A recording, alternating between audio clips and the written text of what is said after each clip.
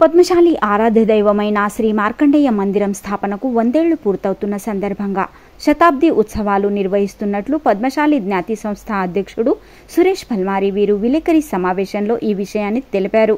August 9వ తేదీ నుండి August 12వ తేదీ వరకు శ్రీ మార్కండేయ మందిరంలో శ్రీ మార్కండేయ మహాముని పునర్ప్రతిష్ఠాపన విధి, శ్రీ మార్కండేయ మహాముని మూల విగ్రహానికి శతఘటాభిషేకం, మహాప్రసాదాలు కూడా ఇక్కడ ఏర్పాట్లు చేసినట్టు వారు అన్నారు.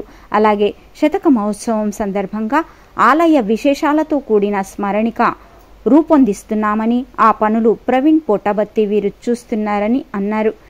यंदाच्या वर्षी 7 ऑगस्टला 100 वर्ष पूर्ण होत आहेत.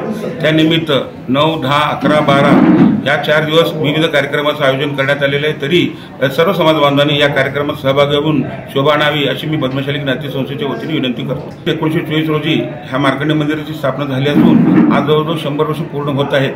त्यानिमित्त आता ह्या विविध कार्यक्रमाचं आयोजन करण्यात आलेलं आहे.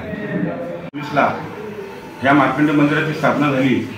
1881 साली आमच्या पूर्वजांनी 640 रुपयाची जागा घेतली.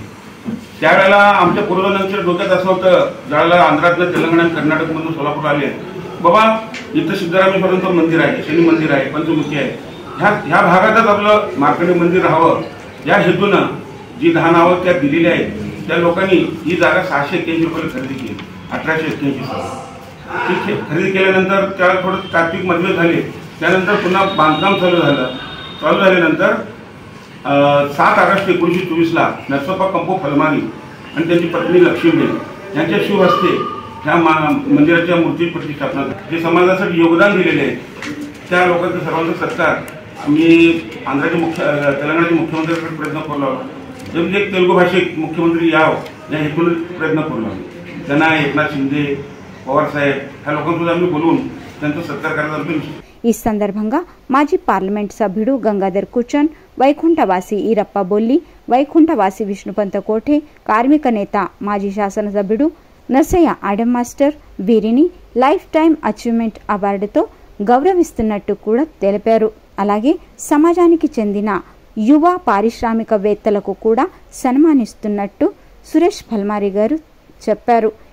पद्मशाली ज्ञाती संस्थेच्या श्री मार्कंडेय मंदिरास या 7 ऑगस्टला 100 वर्ष पूर्ण होत आहेत. त्यानिमित्त पद्मशाली ज्ञाती संस्थेच्या वतीने श्री मार्कंडेय मंदिर येथे 9, 10, 11, 12 या 4 दिवस विविध कार्यक्रमाचं आयोजित करण्यात आलेलं आहे.